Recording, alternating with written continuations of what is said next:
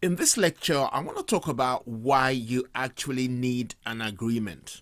And let me be clear about something.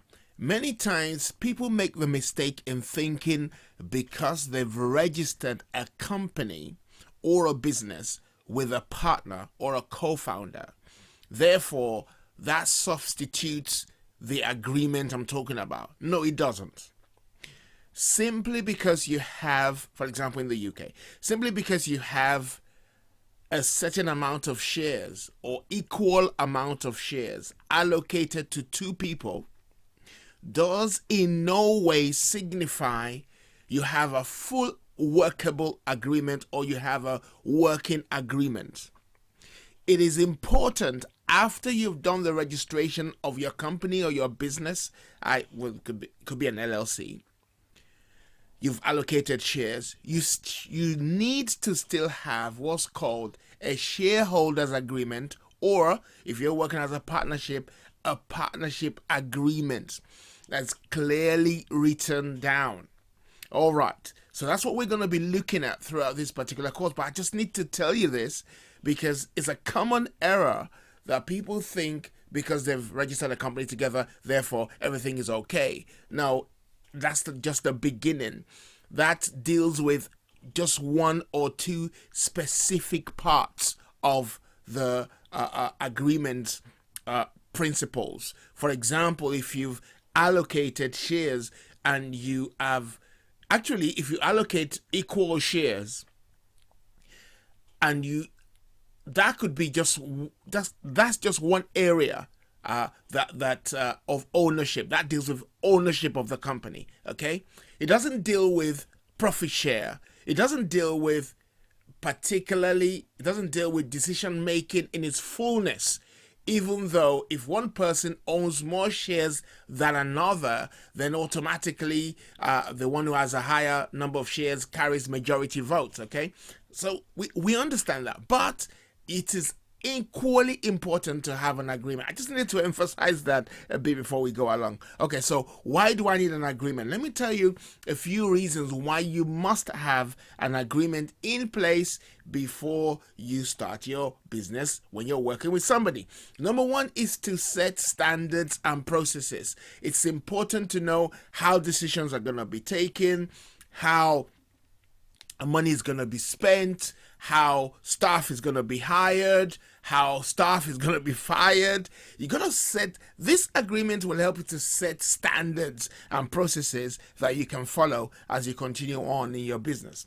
The second reason, this is really important, the second reason why you need to have an agreement is to address eventualities. Eventualities like what? Like a partner wanting to leave the business, a partner wanting to sell their share of the business, a partner dying, a partner wanting to exit. Like I said, what are the eventualities? When you reach a deadlock, what happens? Or introducing a new partner into the business or a new shareholder into the business. By the way, when I talk about partners, I also mean this could also relate to shareholders. You've got to think about it in that light. So it addresses those eventualities. How money is going to be spent, how much is going to be retained in the business. All that should be in your agreement. So we're going to look at a full agreement later on, but I just got to say, I'm just giving you the reasons why you need to have an agreement, okay? To address eventualities, to set standards and processes. Number three reason why you need to have an agreement is to set boundaries. These are the do's and don'ts. These are the things you cannot do. For example, you might say you cannot bring your personal life into the business to the detriment of the business. You cannot sign checks beyond a particular amount. You cannot get a loan in the name of the partner. You cannot you need to set these boundaries, because what happens is as the business goes on, somebody says, well, we didn't talk about this, so I thought it would be okay with you. I thought we had discussed it. I thought you were fine with it. I thought it's okay. You don't want to be hearing that, because that could ruin the relationship, thereby affecting the business itself. Another reason why you need to have an agreement, it shows seriousness and professionalism. Seriousness and professionalism. Recently, maybe about a couple of years ago, I did a website with a friend who happened to be my mentor, and then became a friend. And one of the things I said was, we're going to start this website doing adverts and stuff. Eventually it didn't work out, but not because we had a fallout in the relationship, but the actual business itself just didn't take off. We were missing out on a key skill that we needed. Anyway, the point was, when we're going to start the business, I said to her, listen, we need to sign an agreement. And the moment you talk about an agreement being signed, everybody involved gets really serious now. Because this is now like, okay, I'm going to have to read something, then I'm going to put my signature to it to say, yes, I agree or I disagree. Now people get serious. So you really want to be working with serious people in business. You don't want to be working with people just on the basis of friendship only. Friendship is good, and you need to work with your friends. I'm not saying nothing about working with friends, but when you have an agreement written down that you both need to sign, it shows an air of seriousness. It brings professionalism into play. It brings the desire to concentrate and focus into play, because you're gonna put your name to something.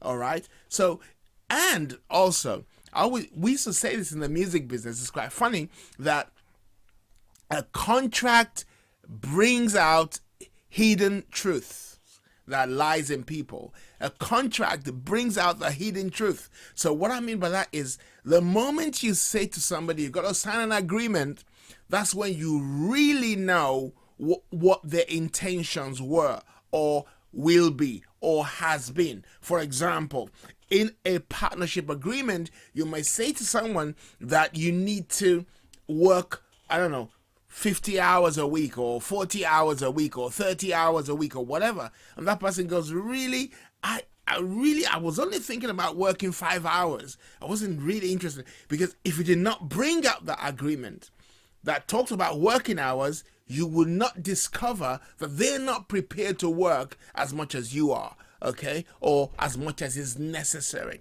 So, agreement brings about seriousness, right? You need to have one. And finally, you need to have one because it addresses favorable memory losses. This is a cheeky thing I'm saying actually. Favorable memory losses. What tends to happen when human beings get into a place where there's a dispute, generally speaking, people always remember information that is to their favor. People always remember information that is to their favor, or they would say, I don't remember you saying that. When we talked about it, you said, you really want to avoid all that. So the way to avoid all that scenario is to write down an agreement and you both sign, or 3 of you, 4 of you, 2 of you, both sign the agreement, and that addresses favorable memory loss to the detriment of the business. Okay, so I've outlined for you as much as I could in a sense why you need to have agreements with people you're working with. Okay, especially if you're working with them as a partner or a co-founder, why you need to have written agreements. All right, okay, I'll see you in the next lecture.